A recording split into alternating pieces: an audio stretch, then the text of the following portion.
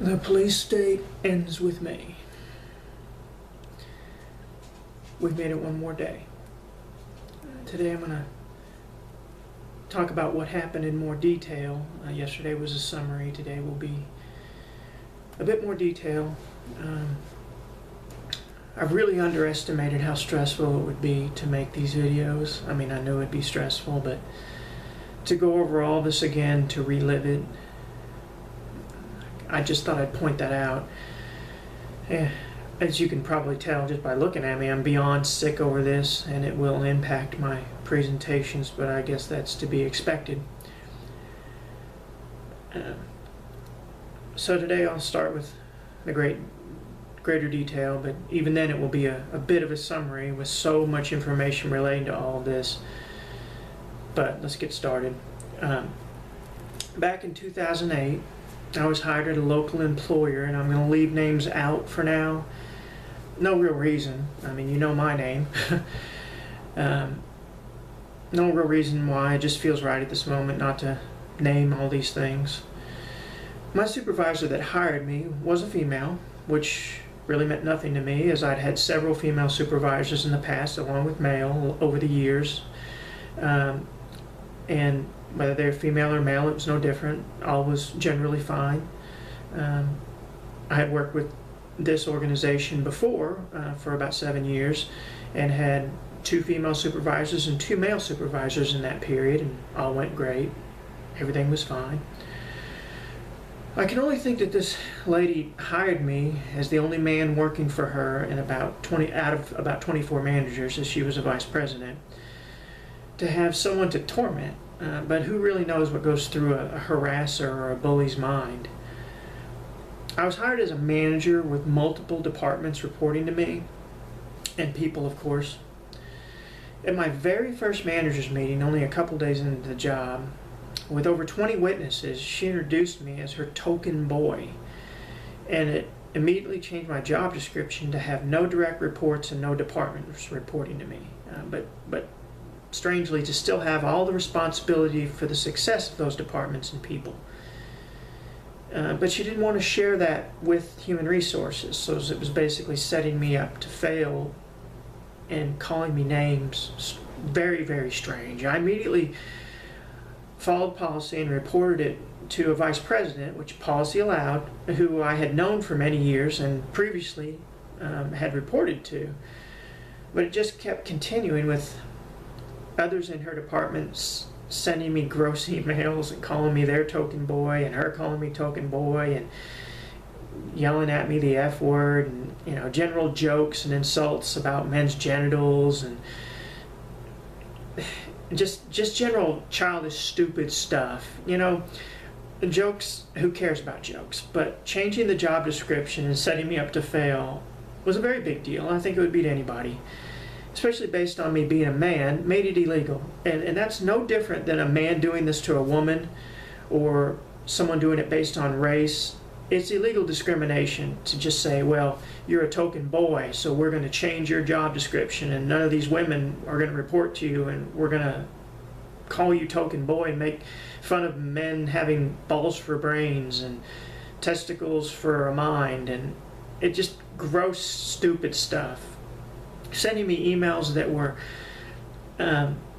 stating that women have to struggle through intercourse, not using that word, because men are just to be put up with. It's just weird stuff. And I'm sure people have put up with a lot worse than that, but I followed policy and reported it, but it just kept getting worse, and I kept complaining per policy, and after about 7 months, she just continued and just got worse and worse, and finally I just quit.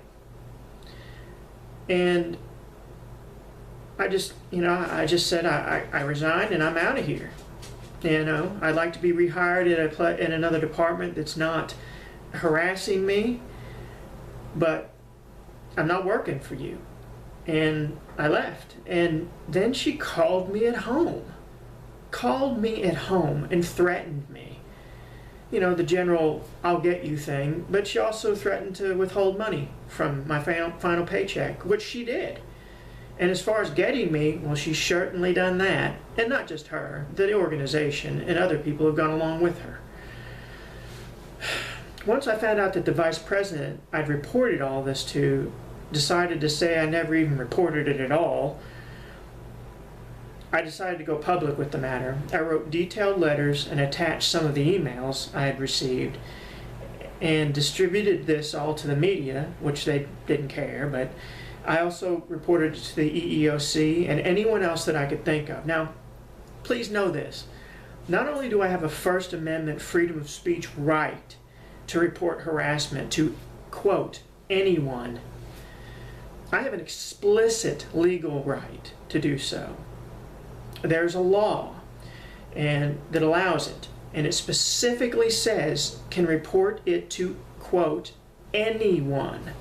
So telling the media and the medical staff and friends of mine and former employees that I knew and anyone else was not illegal, and it's protected speech, both First Amendment and there's a law specifically saying they can't call that me doing something wrong.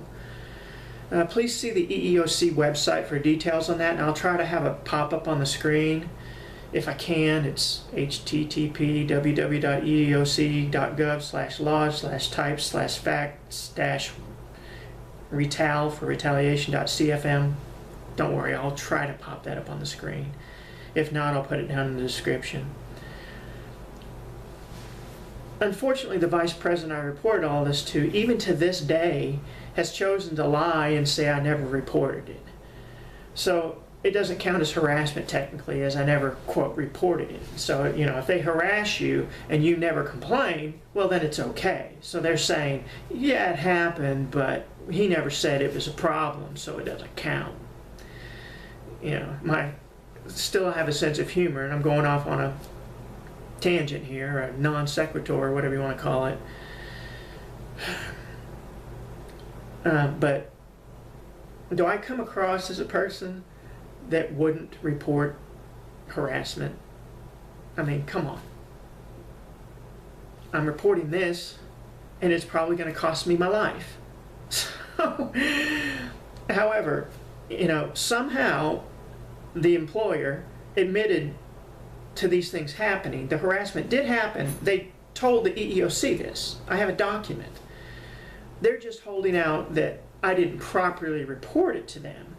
Even though I followed policy and I reported it to a vice president, which the policy allowed, because that vice president lying and saying I didn't report it, then they're saying I didn't report it. So it doesn't count.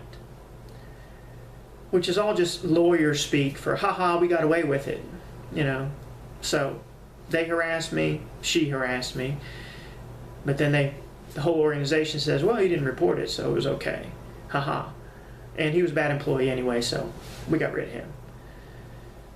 So basically I just tried to move on. And of course there's a huge amount of details, emails, witnesses, and other such information, but you get the gist of the matter. And even though this is supposed to be my detailed explanation, it's still kind of just a summary. It basically all ended with my career ending. You know, last video I explained to you my background and how I'd worked so hard to build a career and get all this education and so forth. Well, it ended. But, you know, I'm a positive person. I try to move on with my life, and I live a very simple life, and so I don't need a lot of money, so I simply retired. You know, no, I don't really have enough money to retire, but I retired. So I've just been, you know, living my life very simply. I sold my home, did some traveling, came back. Shouldn't have, I guess, but I came back to town to where I decided to retire here in Bartlesville and bought a smaller home and getting on with my life. It's a very simple life, and I was planning to begin working towards a city council position, and that's where we'll pick up tomorrow. I think that gets us through most of that harassment stuff with the employer and get you an understanding of that. And tomorrow I'll start with skipping over 2010 through 2014 up until I started running for Bartlesville City Council. And again, I think this is important. I want to point this out, and I may do it every video, I don't know, but again, I want to point out that what I'm going through is awful. and unacceptable and not livable. But I believe it is just 1% of what minority folks are and communities encounter from the corrupt police state. I don't know how they stand it, how you stand it. I don't pretend that what I'm experiencing is even remotely as terrible as what minorities are going through in this police state. And I feel for you, and I'm sorry for you. It's awful. And with that said, I'll see you tomorrow.